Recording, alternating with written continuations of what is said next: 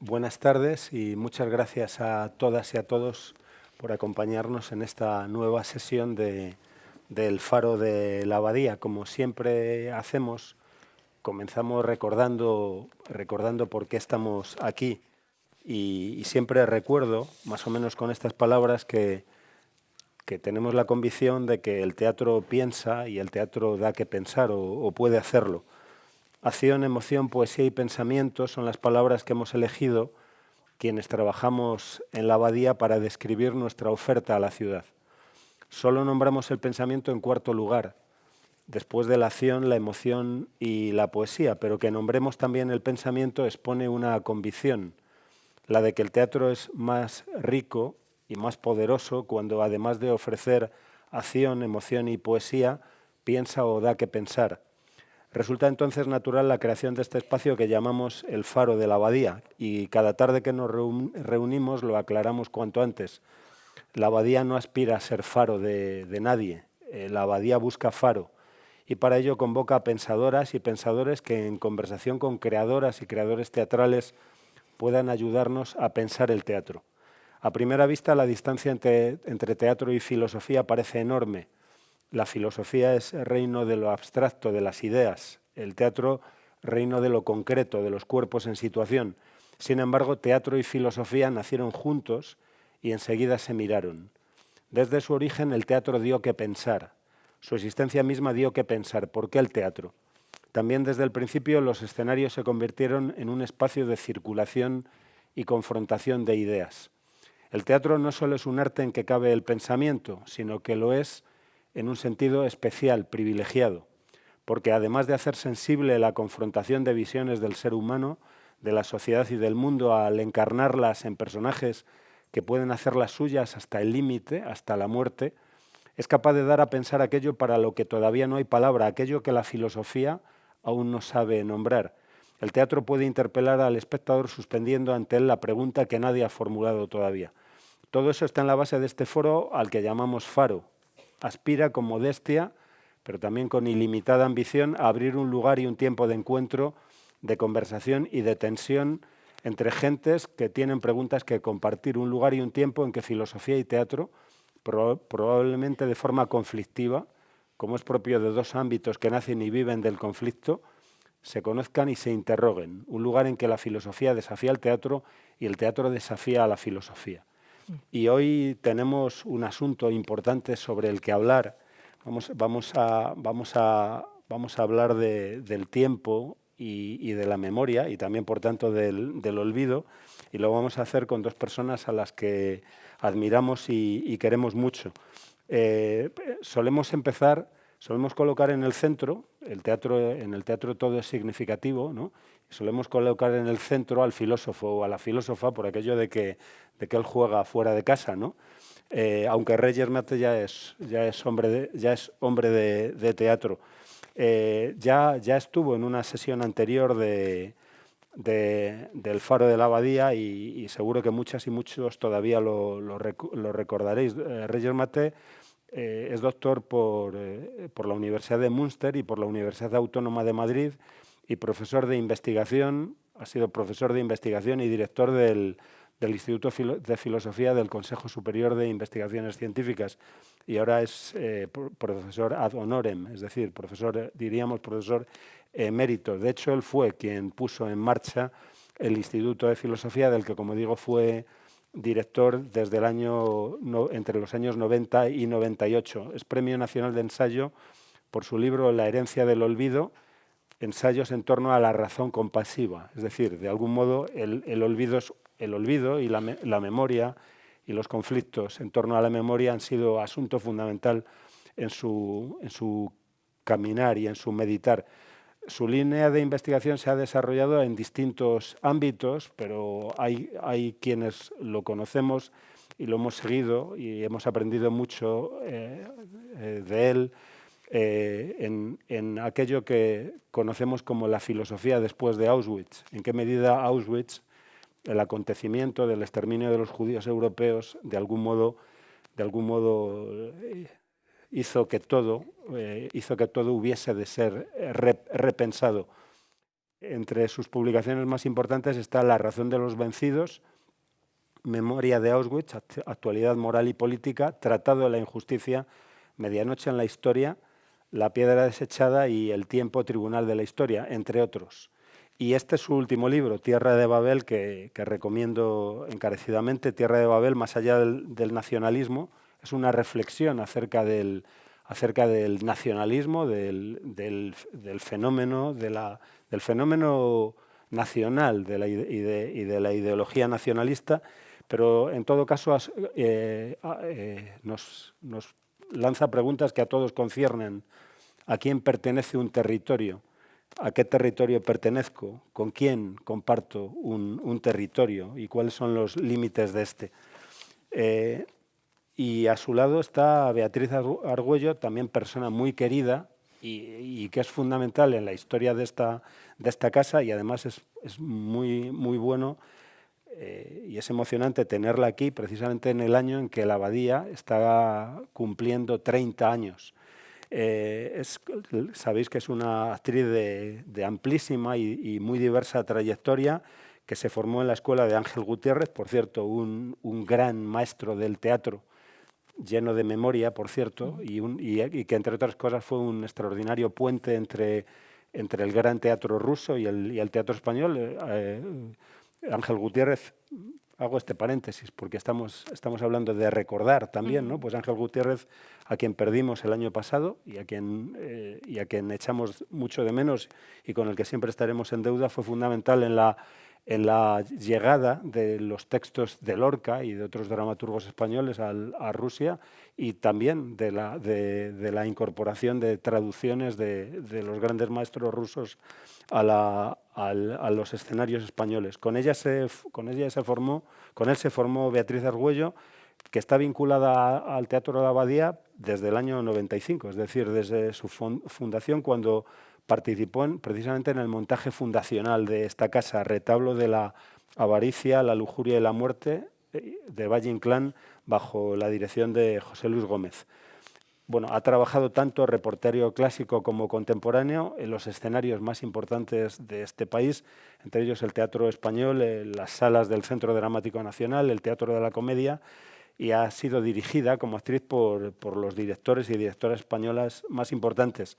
Entre otros, ganó el premio Miguel Miura como mejor actriz de teatro y el premio Madrid es Teatro como directora de un montaje que fue una revelación para muchos, Valor, Agravio y Mujer, de Ana Caro, con la Compañía Nacional de Teatro Clásico. Ahí la conocimos, quienes la conocieron muchos, que no la conocían hasta ese momento, con ese carácter en la dirección escénica.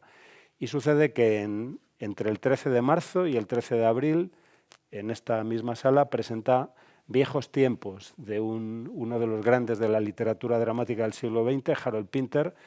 Lo de menos es que se le concediese el premio Nobel, lo demás es que ha sido y es uno de los autores más influyentes de los últimos 50 años, con un reparto muy importante que quizá ella luego quiera mencionar.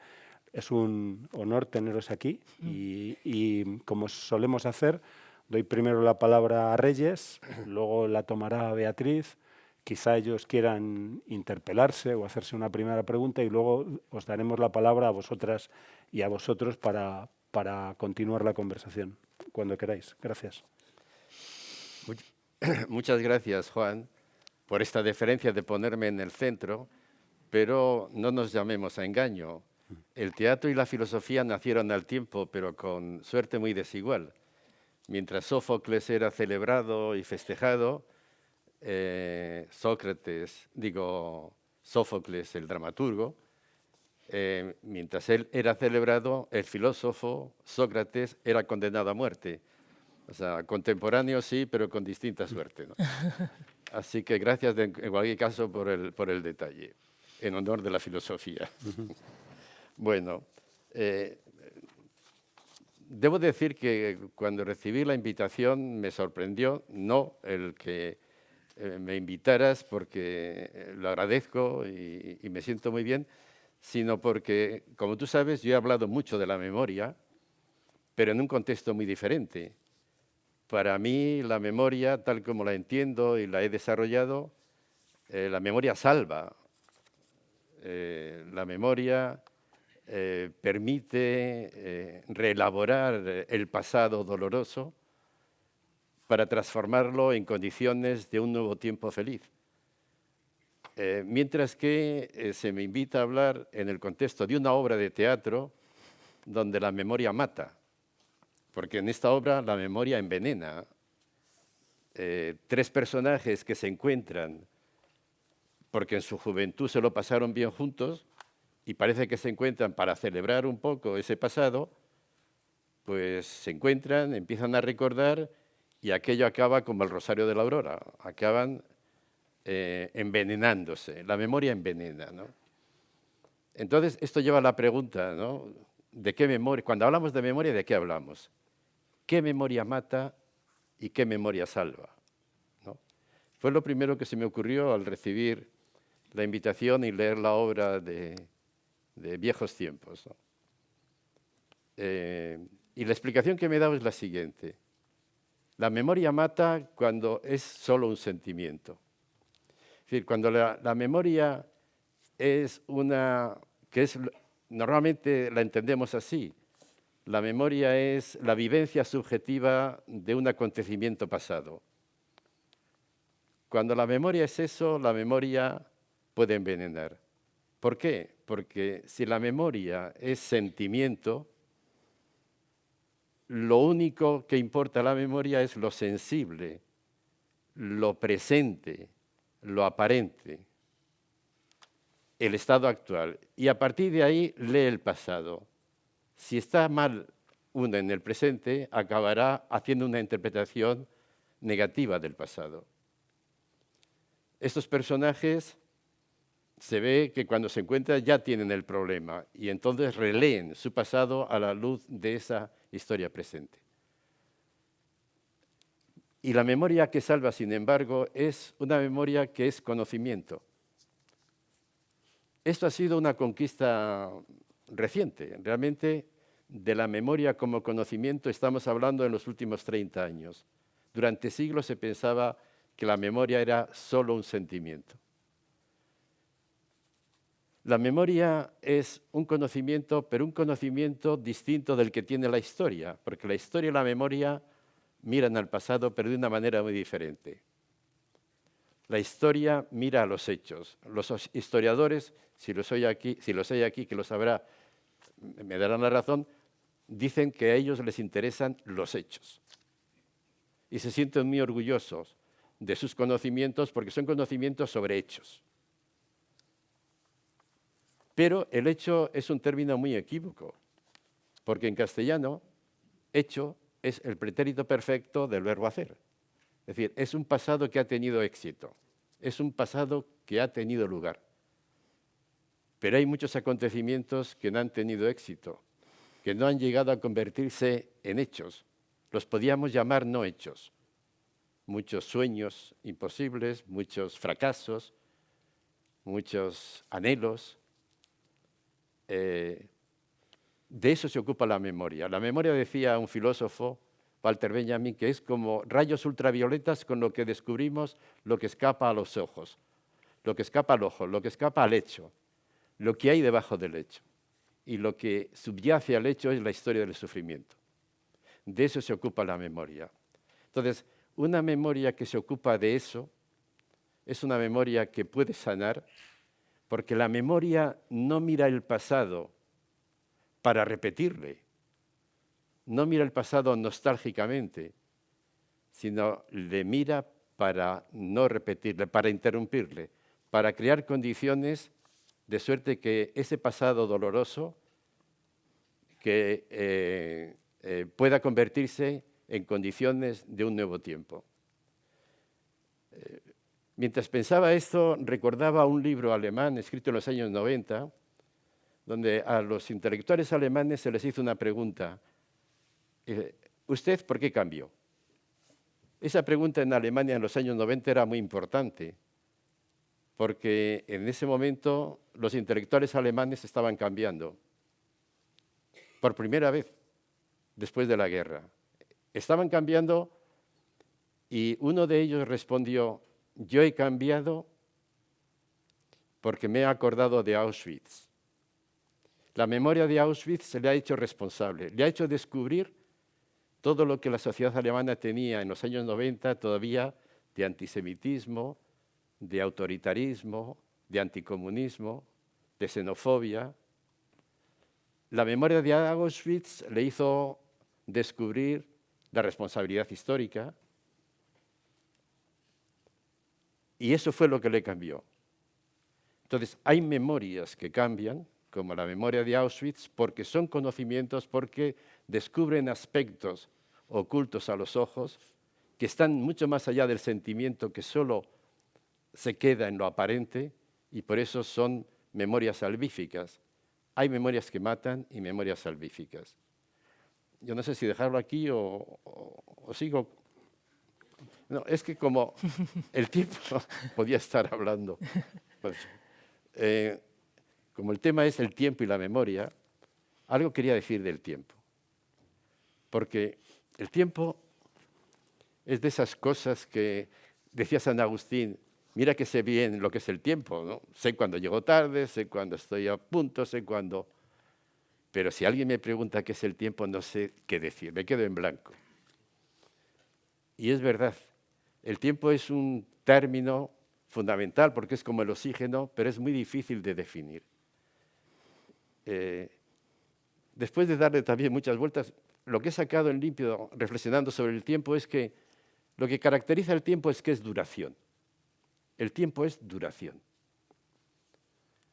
El tiempo no es instantaneidad, es duración. Y la duración es caducidad y es muerte. El tiempo es muerte y eso significa que gracias al tiempo podemos hacer algo que no podemos hacer sin él. Gracias al tiempo podemos tener experiencias y sin tiempo solamente tenemos vivencias.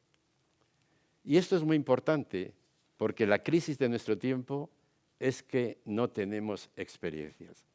Para que haya una experiencia, es decir, para que un acontecimiento que vivamos nos enriquezca y se incorpore a nuestro modo de ser, necesita tiempo. Porque si no, lo que hay son impresiones que se suceden unas a otras sin dejar rastro. El problema de nuestro tiempo es que no hay lugar para la experiencia porque no tenemos tiempo. Hemos matado el tiempo. Y hemos matado el tiempo porque cada sociedad tiene su ritmo. Y la nuestra es suicida. El ritmo de la sociedad moderna es suicida. El ritmo de la sociedad medieval, por ejemplo, era el ritmo del caballo, del paso del ser humano. Y eso producía, por ejemplo, una música como la gregoriana, una música lenta. La música de Beethoven, decía alguien, es la del tren, la del ritmo del tren. Era una sociedad ya acelerada.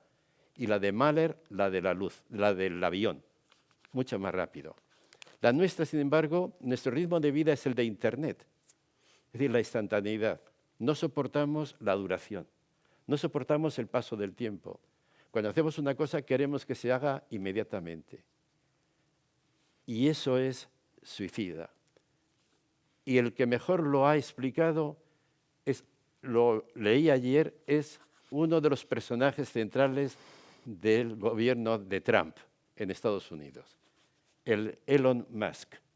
Esta especie de verso suelto que tienen ahí, que es una especie de luz o de genio que alumbra toda esa oscuridad que es el gobierno de Trump en este momento. Él pertenece a una filosofía que se llama la ilustración oscura. La ilustración oscura es el opuesto a la ilustración clara, la ilustración del siglo de las luces europeo. Y lo que caracteriza a la ilustración oscura y lo que caracteriza a la propuesta política de este personaje que se mueve entre la inteligencia artificial y una especie de anarcocapitalismo, es decir, él quisiera conformar los Estados Unidos a partir del dominio de la inteligencia artificial y de la destrucción de toda estructura política. La razón de esa de esta política, de esta filosofía, la razón de todo esto es la negación del tiempo. Él dice que vivimos en un momento en el que el tiempo sobra. ¿Por qué? Porque el ritmo de aceleración del capital es la instantaneidad. El dinero necesita el instante. Para doblarse necesita tomar la decisión sobre el momento. Y nada dificulta más precisamente al negocio del dinero, a esta inmediatez de la decisión, que la deliberación política, que la estructura burocrática, que el que las decisiones tengan que pasar por un colectivo. Por eso él quiere suprimir la democracia y quiere suprimir todas las instancias estatales y cualquier instancia deliberativa, porque entiende que el primado del dinero es el primado de la rapidez, de la instantaneidad y sobre el tiempo. Entonces, estamos entonces efectivamente, la memoria por un lado como desafío entre envenenarnos o salvarnos, y el tiempo que o le recuperamos para poder ser humanos, o el futuro que nos espera es el que nos marque este caballero Edon Smack, o Mac. Gracias. Gracias. Bueno, yo creo que lo maravilloso de esto que acabas de decir, bueno, maravilloso, es que el teatro es un reducto donde se da la posibilidad de que haya tiempo, que romper esa barrera del tiempo, esa inmediatez, y tiene la virtud de que el pacto al que se llega entre el espectador y el intérprete, pues se junte esa posibilidad de ofrecer un tiempo en otras revoluciones, ¿no? Y por eso yo creo que el teatro hoy en día es un tesoro y está a salvo de cualquier... Eso yo creo, tengo la esperanza de cualquier inteligencia artificial, que bueno, ninguna inteligencia es artificial, pero bueno, es lo que llamamos ahora la IA, ¿no? Entonces, es un espacio de libertad y seguro también, ¿no? Ante esa inmediatez, ante la rapidez en la que vivimos y somos llevados a vivir, ¿no? Bueno, cuando leí Viejos tiempos de Harold Pinter, hay una frase que dice Ana, uno de los tres personajes, de los tres protagonistas de la función, que dice: hay cosas que uno recuerda, aunque quizá nunca sucedieron. Hay cosas que yo recuerdo que quizá nunca sucedieron, pero como las recuerdo, suceden. Esta frase fue un poco la que me impulsó a montar esta función, la verdad, sin acabar de comprenderla, porque en realidad el pasado es una niebla, como dice Pinter, ¿no? El pasado es el lugar umbroso en el que nos movemos con una incertidumbre absoluta. Hay recuerdos que nos marcan de por vida, hay recuerdos, olvidamos lo que comimos ayer y nos acordamos del color de la chaqueta de una persona de hace 25 años. Los recuerdos parece que no tienen una cronología temporal. Un recuerdo te sorprende, te aborda, te inunda y cambia el estado tuyo en el presente. O sea, claro, hablabas al principio de lo sensible, ¿no? de esa memoria sensible, ¿no? Sensitiva, que es capaz de transformar el presente de una manera abrumadora. Entonces, a partir de aquí, ya en el análisis de este texto, complejo, enigmático, curioso, es verdad que la memoria se utiliza no de una manera sana. Pero ¿cuántas veces utilizamos la memoria nosotros a nuestro capricho, a nuestra conveniencia, y nos la creemos también, ¿no? Hay muchas situaciones de estar dos personas en una misma situación y uno se acuerda de una cosa y el otro de otra totalmente diferente, y estaban en el mismo cuarto viviendo esa misma historia. Cada uno, ¿hasta qué punto seleccionamos también nuestros recuerdos y los utilizamos como argumentación y como zona de conflicto ante la otra persona? Y ahí entra el conflicto teatral en esta función, como de algo personal se pone sobre la mesa con un objetivo concreto, que es poseer el alma ajena, pasando por encima de mi contrincante, ¿no? Es un arma arrojadiza hacia la otra persona. Son tres personajes que hablan de su pasado. Yo me he vuelto loca reconstruyendo ese pasado. Me he dado cuenta de que a Pinter no le interesa que reconstruya ese pasado y que está jugando con nosotros de alguna manera, porque nada concuerda. Si hacemos caso a lo que dicen los personajes de lo que vivieron. Entonces, claro, como directora yo no tomo partido por ninguno de los tres. Cada uno defiende su parcela de recuerdo de una manera veraz y creyendo que tiene la razón. No sabemos si mienten,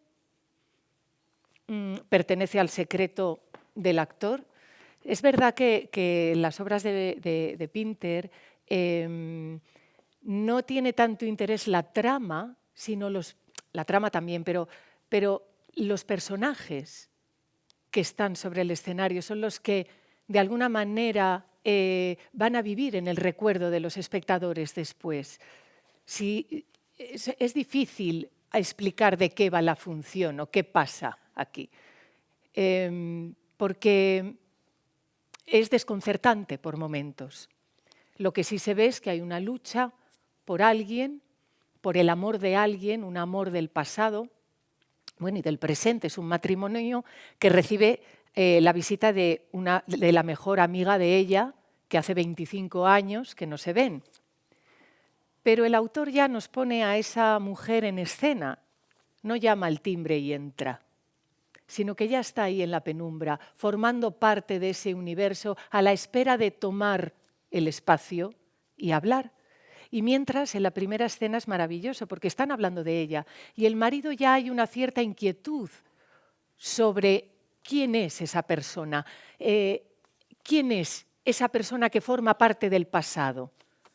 ¿Qué es ese pasado que va a llegar a desestabilizar este presente cómodo y tranquilo, que viene de tranca, en la palabra tranquilidad, ¿no? donde vivimos ese matrimonio?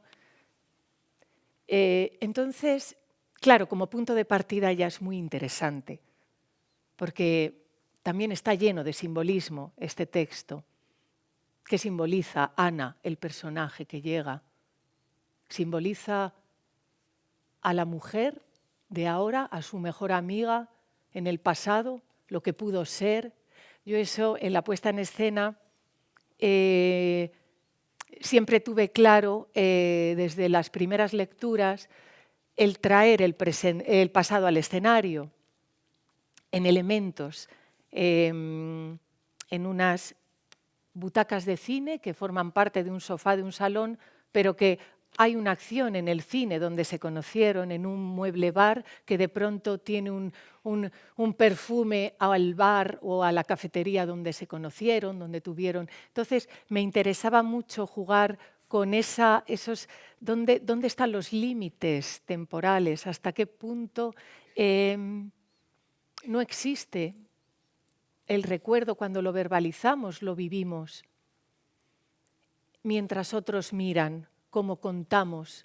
Es en sí mismo un hecho teatral, y en esta obra se da mucho. Es un triángulo que dos recuerdan mientras uno mira, dos miran mientras otro recuerda, el teatro dentro del teatro también.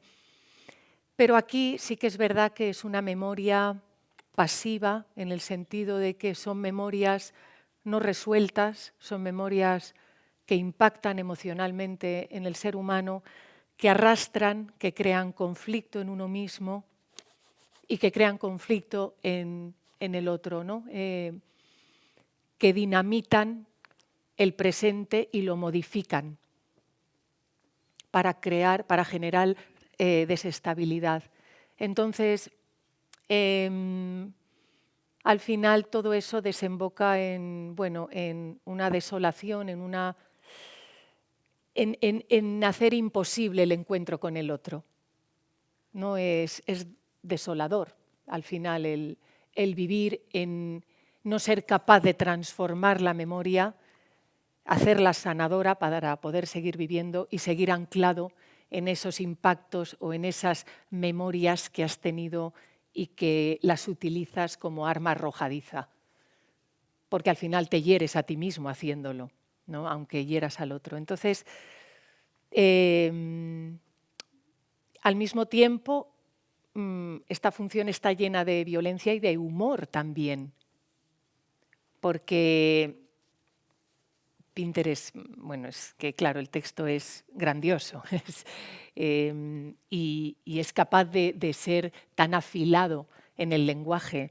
El lenguaje de Pinter, no descubro nada, ¿no? Es como la utilización del lenguaje como campo de batalla, ¿no? No hay nada, no hay certezas. Los personajes repiten palabras. Se enganchan al discurso del otro a través de una palabra que la repiten para modificarla, para llenarla de otras cosas. Hay muchas veces en los que un personaje pregunta y el otro simplemente sigue su relato. No es que no le escuche, es que simplemente ha decidido no contestarle. Las pausas maravillosas que tiene, los silencios. ¿Qué ocurre? Es lenguaje también. ¿Qué sucede en esos lapsus activos de los personajes cuando están buscando o no buscan o están derrotados y hay que renacer en otro recuerdo o partir de una situación del presente para llevarla al pasado? Entonces, es un texto muy rico, muy complejo,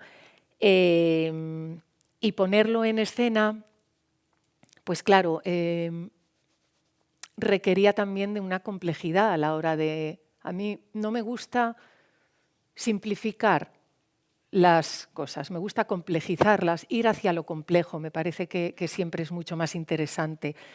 Y entonces a nivel de movimientos de los personajes,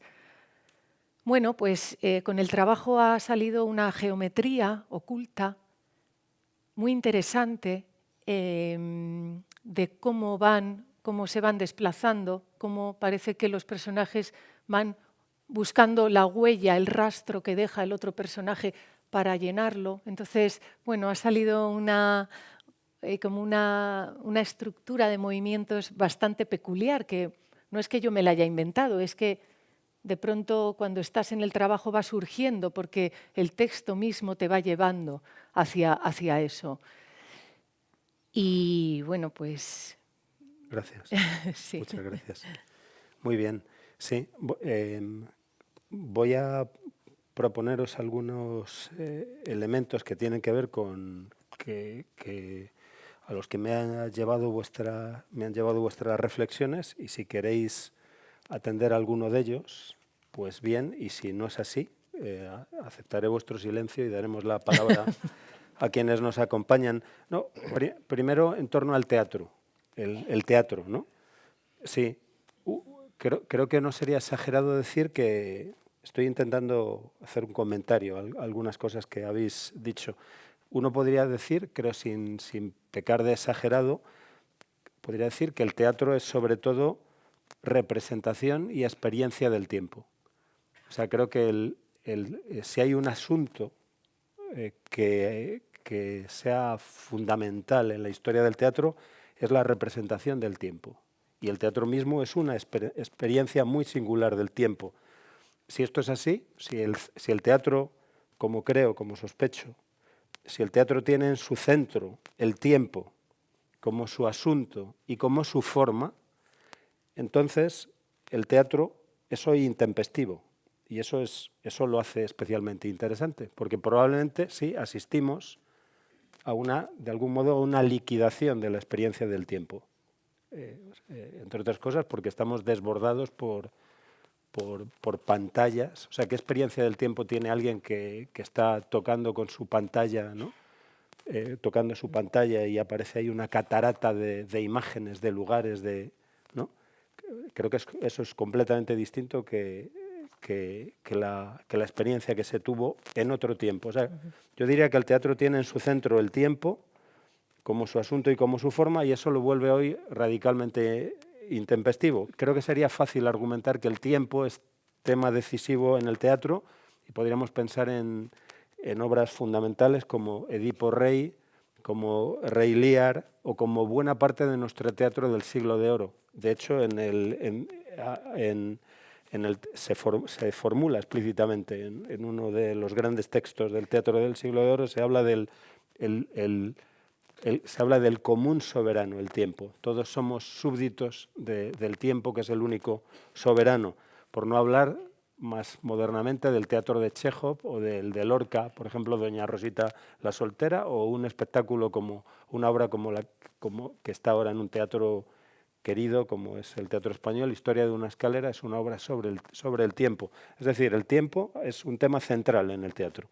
Pero por otro lado, el teatro construye su propio tiempo. O sea, entramos, salimos, dejamos ese lugar de vértigo, ese presente de vértigo, ese presente abisal, entramos por la puerta y de algún modo, como si entrásemos en la cueva de Montesinos, aparece otro tiempo.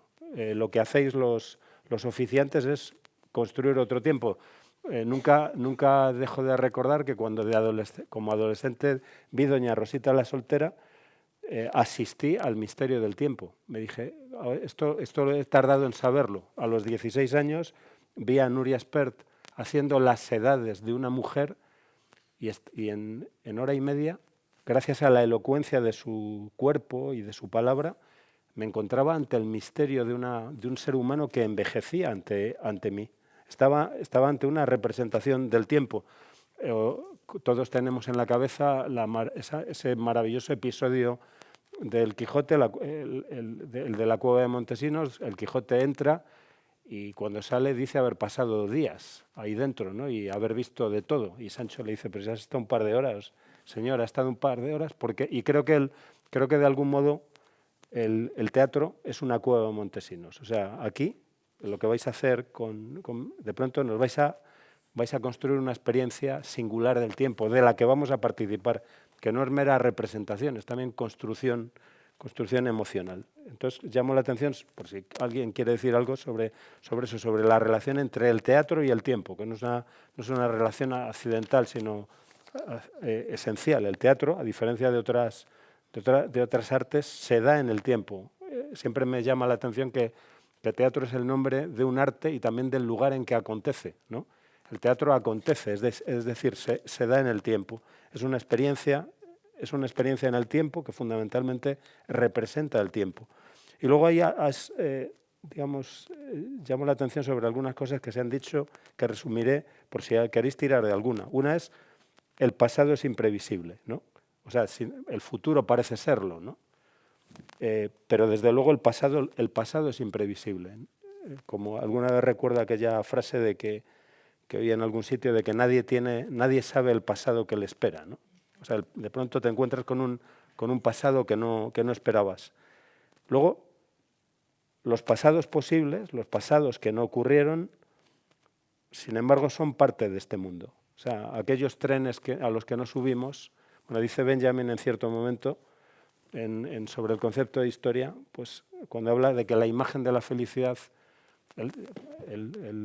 hoy diríamos que esto, podríamos hacer una lectura de género, ¿no? Pero dice la imagen de la felicidad también se nos da en las mujeres, a las que no conquistamos, los lugares a los que no estuvimos y tal, podríamos decir los amantes que no tuvimos, los abrazos que no dimos, los vinos que no apuramos, etcétera, ¿no? O sea, los pasados posibles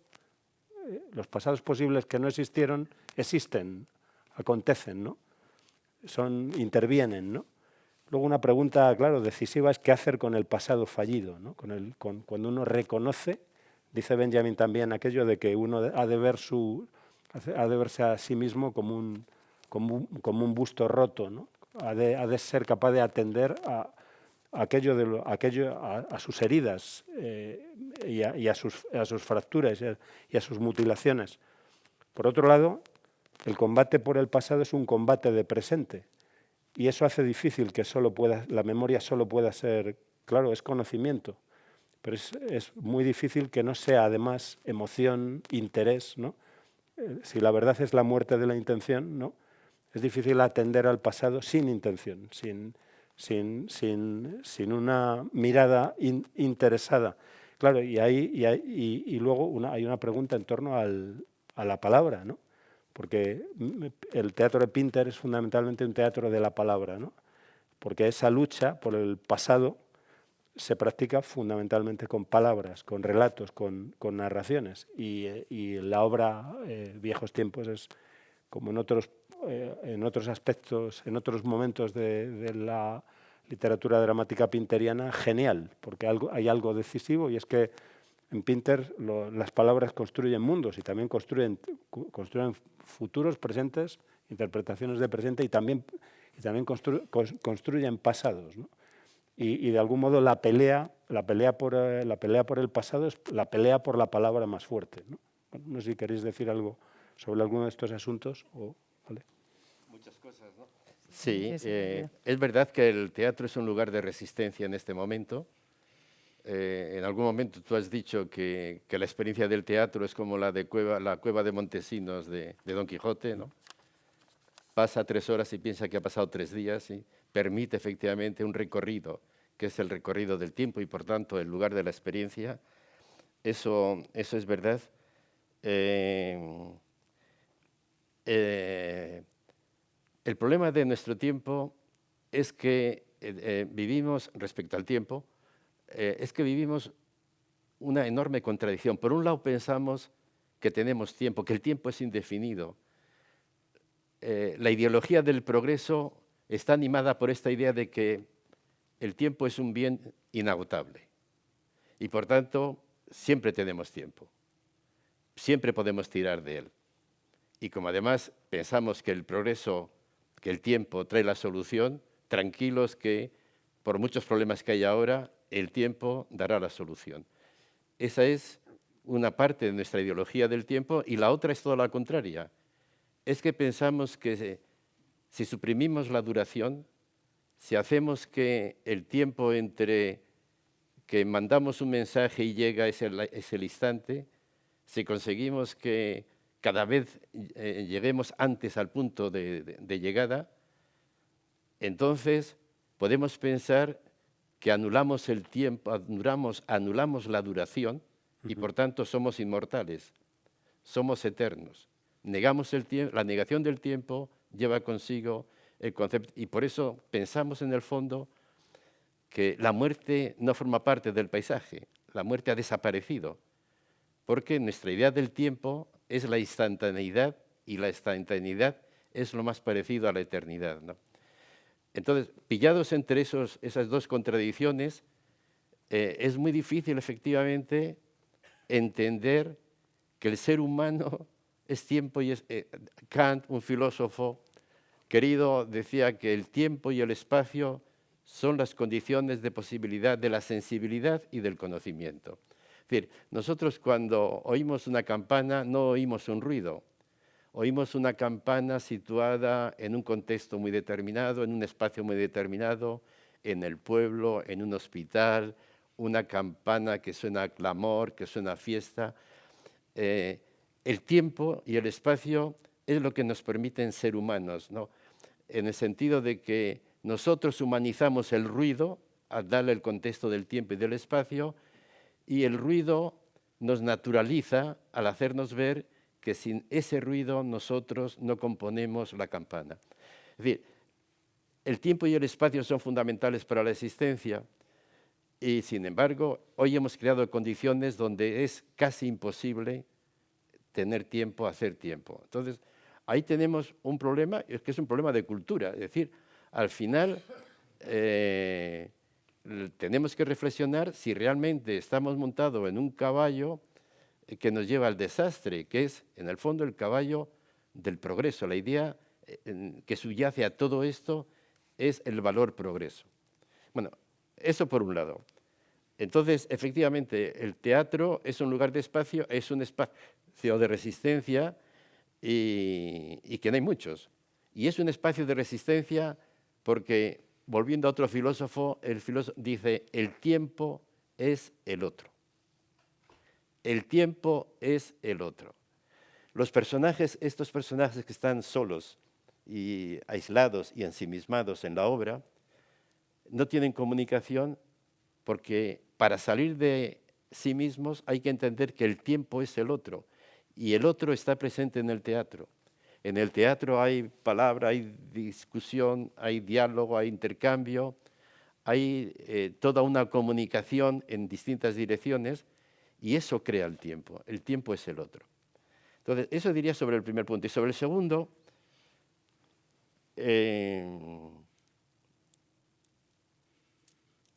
¿qué hacer con lo fallido de la historia? Y con lo fallido personal. Y los fracasos personales. Bueno, eso es vital para la realización. Benjamin decía, las ruinas son muy importantes porque no es naturaleza muerta. Las ruinas son la expresión de una esperanza frustrada. Es decir, de una esperanza que espera, por tanto, realización. Las ruinas lo que están diciendo es que allí hubo vida que pide realización, que se nos aparece ante nosotros como un fracaso, pero que está exigiendo una respuesta. Entonces, solo por los desesperados es posible la esperanza. Todos los fracasos, lo fracasado de la historia es la gran munición de la esperanza. Porque el desesperado no es alguien que acepta su destino pasivamente, sino alguien que echa de menos precisamente su realización. Entonces, es fundamental, y por eso la memoria es tan importante para construir el futuro, un futuro distinto, porque la esperanza recoge todos esos fracasos de la historia, recoge sus esperanzas, sus expectativas, sus deseos, sus exigencias, y trata de convertirlas ahora en principio de realidad. Trata de convertirlas en el norte hacia el que dirigirse. Y tú has hecho también una pregunta, otro apunte que me parece importante, porque yo a lo mejor he insistido mucho en la idea de que la esperanza que sana es conocimiento y la esperanza que mata es sentimiento. Y eso hay que matizarlo, efectivamente, porque realmente esa esperanza que es conocimiento de esto, conocimiento de la historia fallida, se traduce en un gesto de compasión. En un gesto de compasión. No puedo resistirme a hablar de... Hay un superviviente de Atocha que no aparece por ningún sitio, el único que queda vivo de los que estaban ese día en el despacho, y acaba de escribir un libro que ha titulado Memoria, Violencia y Compasión. Él se llama Alejandro Díaz Huertas. Él estaba en el despacho, sobrevivió malherido, pero tuvo la fortuna de que un muerto cayó sobre él. Eso le permitió sobrevivir. Es un libro espectacular, aunque no encuentra editor. Es un libro espectacular porque nada tiene que ver con la serie de las abogadas, donde muy positivamente y con todo el derecho aparecen estas abogadas como heroínas. No va de eso. Él entiende que es el último superviviente de una experiencia y quiere dejar un mensaje en el libro. Y el mensaje es una memoria de su experiencia dolorosa, de su tragedia. Cómo eso le marcó, cómo eso ha tenido que vivir con ello. pero no lo quiere traducir más que en algo que contribuya a que el futuro sea diferente y que el pasado no se repita. Y eso lo condensa bajo la palabra compasión. La lectura que él hace de su experiencia dolorosa es la compasión. La compasión que él no la entiende, la compasión hacia las víctimas, sino que él, víctima, entiende la compasión como un gesto fraterno, incluso hacia el agresor. Por ahí va la memoria, ¿no? Entonces, evidentemente, una memoria sin esta capacidad empática que tú dices, sin la compasión, no tiene sentido. Muy bien.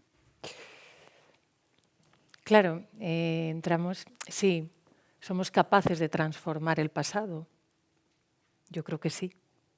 Somos capaces de transformar, este hombre ha transformado el pasado de una tragedia o de algo doloroso o traumático. A través de la compasión lo purifica y nos ofrece la posibilidad de verlo y de sanar esa herida. Yo creo que esa es nuestra misión también, sanar nuestras propias heridas, transformar esas memorias pasivas, esas memorias que nos traban, que no nos dejan avanzar, transformarlas, hacer ese trabajo, ese esfuerzo a través de la compasión, a través del amor, para, sobre todo, seguir viviendo con menos lastre, pues con menos equipaje, llegar al final del camino. Creo que no significa olvidar, significa transformar el pasado. Muy bien. Bueno. Muchas gracias. Sí, quizá haya alguna pregunta, algún comentario, alguna sugerencia, seguro que la habrá. Sí. Siempre la primera cuesta un poco más. ¿Sí? ¿Tiene alguien? Sí.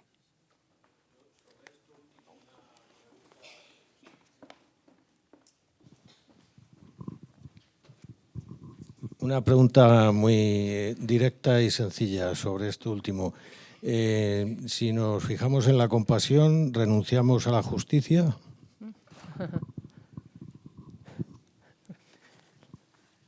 Sí. Reyes.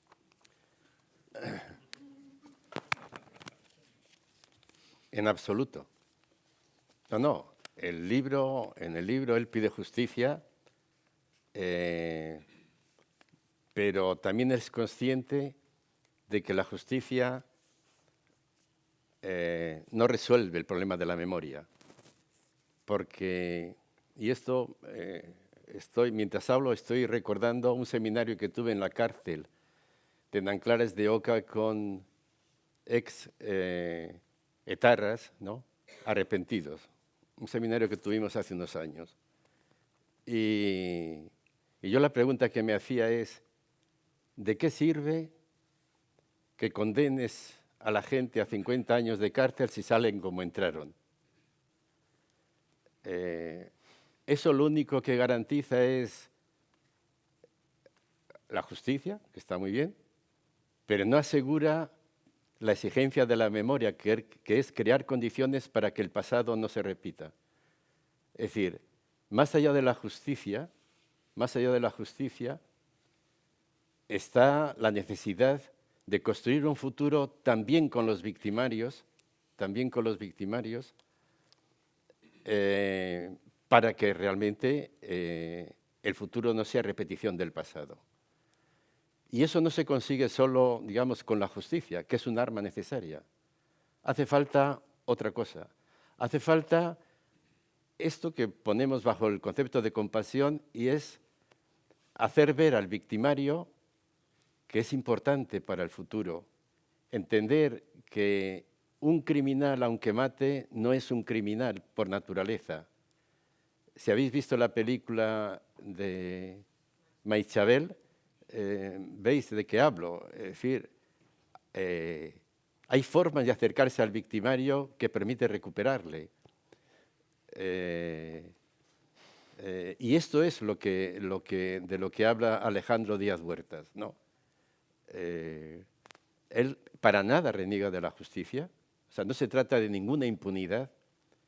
Estos que formaban parte de este seminario de Nanclares de Oca, en absoluto exigieron como moneda de cambio de participar en este seminario que se les rebajaran las penas, en absoluto. Eso iba por otro lado. Se entendía que ellos habían entendido que cuando uno comete un crimen, la primera víctima es el victimario, él se deshumaniza, y habían llegado a ese punto en el que querían rehumanizarse, y eso no lo podían hacer más que acercándose a las víctimas. Entonces, este es el juego de la compasión, ¿no? Entonces, es un juego que respeta totalmente el campo de la justicia, pero que entiende que con la justicia solo arreglamos una parte del problema, que es el pasado, pero no resolvemos el futuro. Muy bien, gracias. ¿Sí? ¿Alguien tiene algún comentario o alguna pregunta?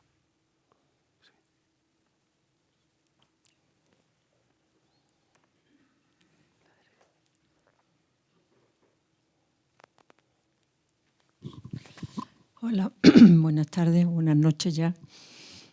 A mí me da la impresión de que en definitiva estáis hablando del perdón, del poder perdonar al otro y perdonarse a uno mismo. Y eso lleva mucho tiempo de reflexión, años, diría yo. Este chico que ha escrito el libro probablemente lleve muchos años dándole vueltas al tema. Y mientras uno no se perdone a sí mismo, da igual, por lo que le haya despertado esa experiencia de odio, de rabia, de tal, me parece que lleva mucho tiempo, que por eso ha escrito el libro ahora. Puede ser. Y es que la compasión la puedes sentir cuando has perdonado y tú te has podido perdonar, incluso del odio que hayas podido sentir. Eso lleva muchos años de reflexión. Muchos. No sé si estoy en lo cierto, pero me parece que estáis hablando del perdonar. Bueno, Hannah Arendt cuando se preguntaba cómo transformar el pasado precisamente en una condición de posibilidad de un futuro distinto y de superación del pasado, hablaba del perdón. Esta filósofa judía ponía precisamente como centro de su estrategia de superación del pasado trágico el perdón. El perdón, entendido, también en la película Maichavela, en un momento se habla del perdón y ella se niega a hablar de...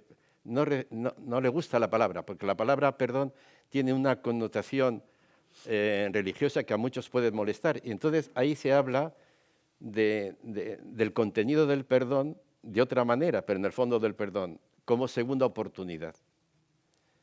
El perdón es entender que el verdugo que ha cometido que asesinó a su marido, ese merece una segunda oportunidad. Una segunda oportunidad de demostrar que él puede comportarse como un ser humano. Claro, para que eso sea posible, ha tenido que haber ya todo un recorrido por parte del verdugo, por parte de la etarra, de que matar a otro no es defender una idea política, es cometer un crimen. Naturalmente, reconocer eso, ¿no? Que no hizo una acción heroica, sino que cometió un crimen. Significa haber hecho ese paso y, por tanto, eso lleva consigo el lamentar lo que hizo, el alejarse de lo que hizo. Una forma de hablar del arrepentimiento. Pero en el fondo el perdón es la segunda oportunidad, se dice en la película, y con toda razón. Es dar al otro la posibilidad de que demuestre que es un ser humano. Pues de eso se trata, sí. Muy bien. Gracias. ¿Sí? ¿Algún comentario, alguna pregunta?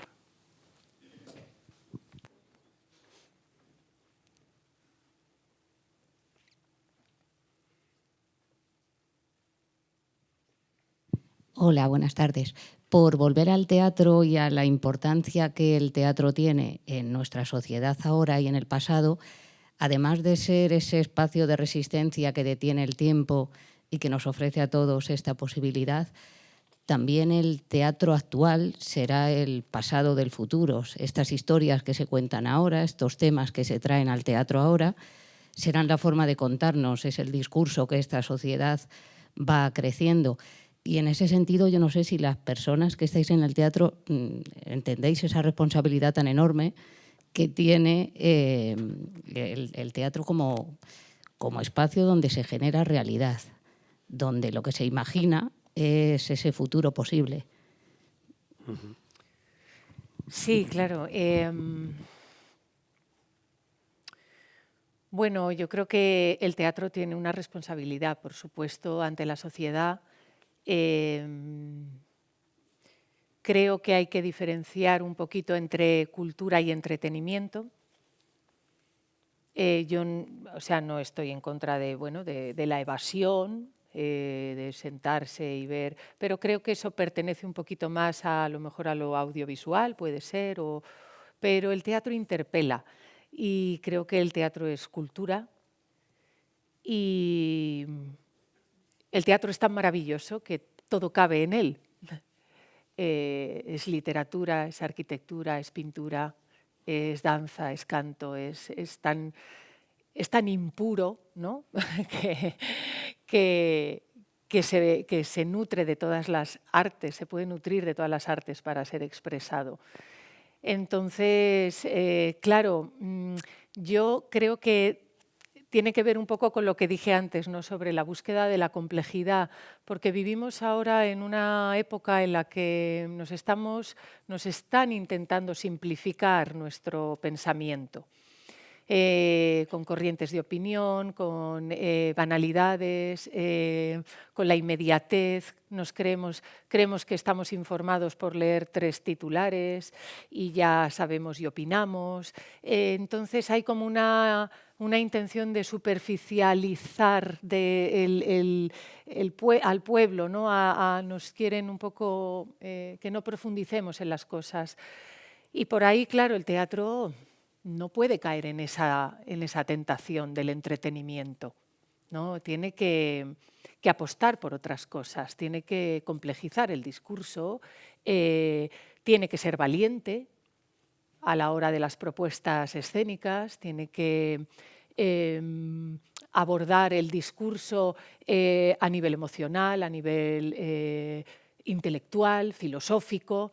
O sea, y ahí está la gran tarea. Y yo creo además que vivimos esa doble, por una parte nos intentan, pero por otra parte el teatro ahora mismo está en un momento muy dulce, aquí en Madrid, ¿no?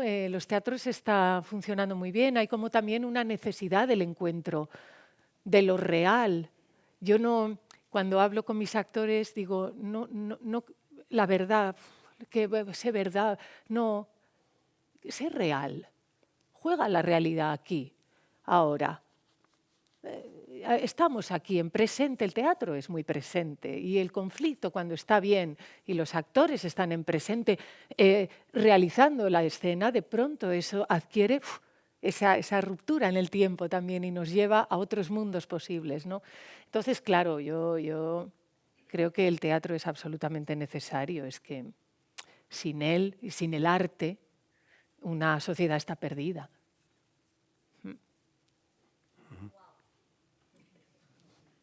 Sí, sí. No sé si hay alguna pregunta más. Sí. Bueno, esta distinción entre una memoria que envenena y una memoria que sana, caracterizando la segunda como aquella que es conocimiento, ¿qué más? Bueno, que sanaba, que es conocimiento y que impide la repetición, inevitablemente recuerda al psicoanálisis. Entonces, ¿cómo se podría pensar si hay alguna relación entre esta manera de concebir la memoria sanadora con el psicoanálisis?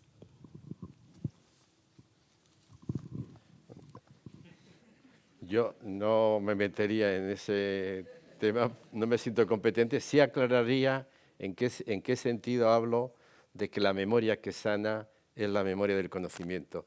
Es el conocimiento del sufrimiento, no cualquier conocimiento. Como decía antes, bueno, había un filósofo, Hegel, que explicaba cómo la historia de la humanidad, él que se dedicó pues, a poner sobre la mesa los hechos y dichos de la especie humana a lo largo de los siglos, para intentar hacer un puzzle con todo ello y encontrar algún sentido a todo eso, y llegó a la conclusión de que no había ningún sentido porque la historia del ser humano sobre la Tierra ha sido hecho, vamos, desde la barbarie. Y lo que ha inspirado la historia del ser humano es la violencia, la guerra, la negación del otro, la explotación, la opresión, y apunta entonces, pues, a ver si esto del Homo sapiens no es tanto, ¿no? Pero esa duda le dura 5 minutos, ¿no? Porque a la página siguiente ya dice, tranquilos, que esto tiene un sentido. El sentido de toda la barbarie del ser humano es el precio del progreso. Es el precio del progreso. Eso ha llevado, en el fondo, ¿qué significa esa frase? Significa que somos muy conscientes de que la historia de la humanidad se ha construido sobre el sufrimiento de los más débiles, pero no lo hemos dado importancia, lo hemos invisibilizado.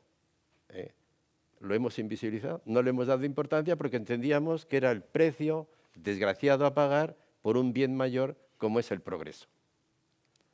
Claro, eso es lo que ya no se sostiene hoy, desde el momento en que aparece la memoria de las víctimas. La memoria es como la abogada de las víctimas, que viene a decir, esa injusticia pasada, ese sufrimiento pasado, sigue vigente, porque la memoria tiene ese poder de hacer presente el pasado. Entonces, a partir de ese momento, una construcción humana de la realidad tiene que tener en cuenta precisamente esa parte oculta de la historia de las víctimas, para que no se repita, ¿sí? Para que hagamos la historia de otra manera, no sobre, digamos, las espaldas de las víctimas, sino en función precisamente del bienestar de todos, particularmente de las víctimas. Entonces, por ahí va esta idea de que la memoria que sana es la memoria del conocimiento. Es la memoria del conocimiento, del sufrimiento oculto y ocultado históricamente por el conocimiento, es decir, por la filosofía, por la teología, por la psicología, y entonces seguramente que el psicoanálisis forma parte también de esta cultura que no por casualidad nace toda ella, toda esta reflexión nace entre guerras, y mucho tiene que ver seguramente en esto la historia del pueblo, la presencia en la cultura europea del pueblo de la memoria, que es el pueblo judío, ¿no? Pero quería aclarar en qué sentido digo que la memoria que sana es la memoria del sufrimiento, del conocimiento del sufrimiento. Muy bien. De los oprimidos podría ser, como precio del progreso, podría ser lo reprimido, tal vez, en psicoanálisis. Bueno, es por decir. Muy bien, muchas gracias. Muchas gracias por su intervención. No, haré un par de comentarios, pero no quiero que la mía sea la última palabra. O sea, me gustaría que cerraseis vosotros. Bueno, a lo que usted comentaba, sí, desde luego es muy importante esa llamada de atención que nos hace los que hacemos teatro, quienes tenemos el privilegio de hacer teatro, debemos saber que tenemos, sí, una responsabilidad, que intervenimos en el tiempo, que modestamente afectamos al presente, así como también tenemos una responsabilidad para con el pasado, atendiendo a unos pasados desdichados y no a unos pasados que nos interpelen y no a unos pasados que nos que fortalezcan nuestra posición de presente. Sí, me parece importante esa apelación antifatalista, porque el fatalismo y la resignación finalmente son reaccionarias, ¿no? Cada vez que hacemos teatro intervenimos en el presente, y si hacemos el Faro de la Abadía también estamos interviniendo en el presente. Podríamos tener esta sala vacía o dedicada a otra cosa. De forma que es muy importante esa llamada a nuestra responsabilidad. Me parece también muy interesante que esta compañera haya utilizado en su exposición las dos palabras perdón y tiempo, ¿no? ¿Acaso el perdón requiera tiempo, o cierto perdón requiere ese tiempo de construcción de la experiencia? Sobre la relación entre psicoanálisis y teatro podríamos hablar mucho, ¿no? El propio, como sabemos, Freud, yo no soy, ni estoy psicoanalizado ni soy experto en psicoanálisis en absoluto, pero sí sabemos que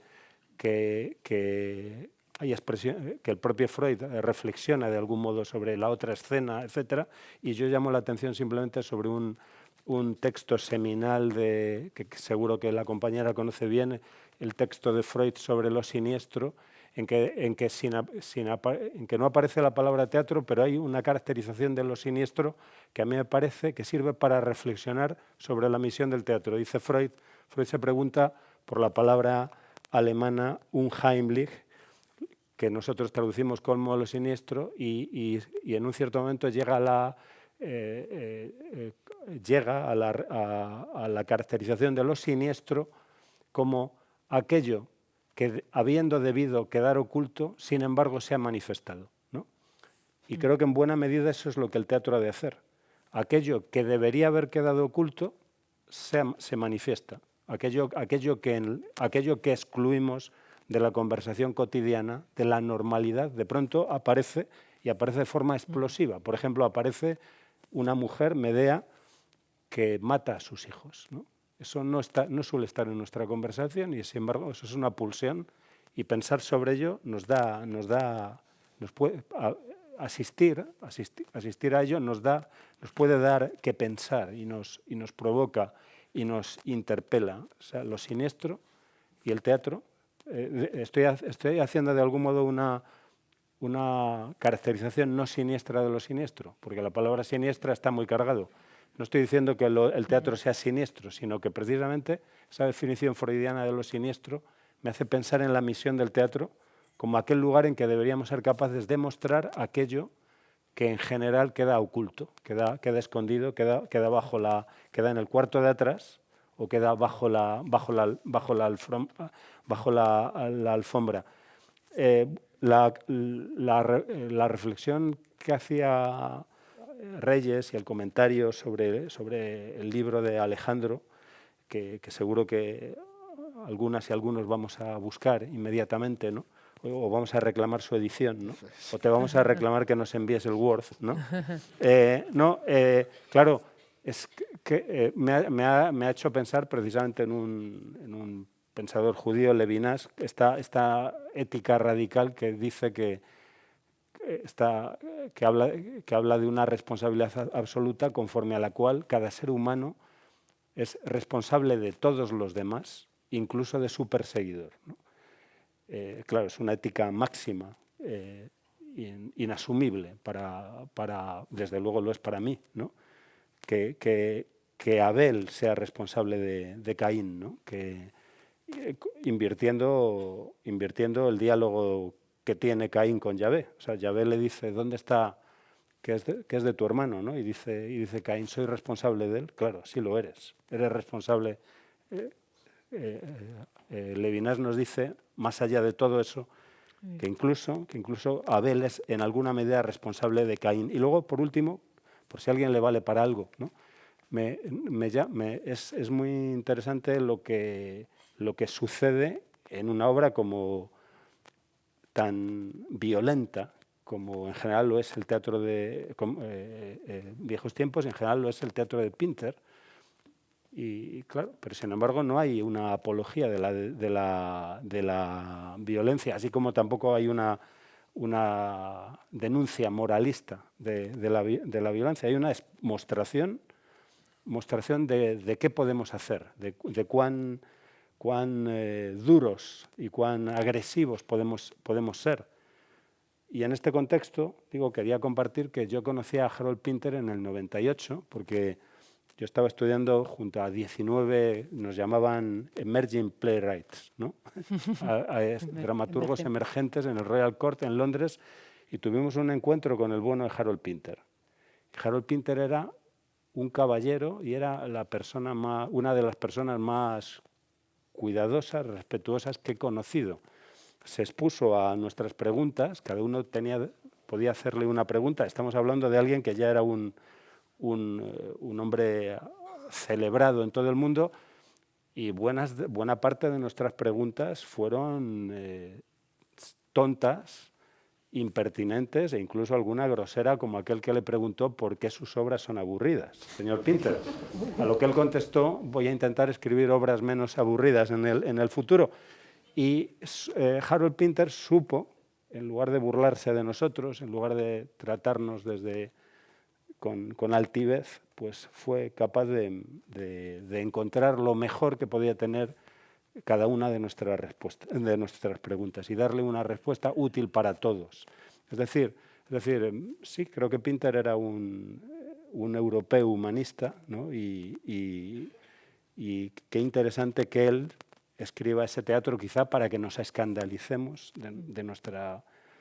del monstruo que puede habitarnos, ¿no? Quizá queráis decir algo para cerrar. Abundando en lo que dices, claro, el teatro moviliza conocimientos y sentimientos, y a lo mejor hay que huir de un peligro que tú tienes siempre muy presente en teoría y en la práctica, que es empatizar con las víctimas. Eso es muy peligroso, porque uno acaba sintiéndose víctima, parte de ellas o una de ellas, cuando realmente lo operativo, lo creativo, lo productivo, lo sanador, es preguntarnos por nuestras complicidades con el victimario. Lo que hay en nosotros de antisemitismo, de xenofobia, de intolerancia, todo eso al final contribuye a la paz y a la reconciliación más que las lágrimas que empatizan con las víctimas. Gracias. Bueno, sí, lo que has dicho yo creo que es muy importante y es hacia donde yo creo que, deberíamos caminar, que no es ni víctimas ni verdugos, ¿no? El asumir la responsabilidad. Somos responsables de lo que hacemos y de lo que no hacemos también. Y yo creo que por ahí es el camino para romper esa dualidad de nos sentimos cómodos siendo víctima o soy verdugo porque se lo merece, ¿sabes? Entonces, cuando se caen esos naipes, de pronto aparece lo que es la responsabilidad sobre los actos, sobre lo que decimos, sobre lo que no hacemos con con el ser humano que está al lado nuestro. O sea, es apelar a la responsabilidad. Muy bien. Pues muchas gracias. Vamos a seguir leyéndote, Reyes, y estamos deseando asistir a viejos tiempos. Ha sido un placer conversar con vosotros. Igualmente. Y a vosotros os agradezco mucho vuestra compañía en el Faro de la Abadía, y recordad siempre que la Abadía os está esperando. Gracias.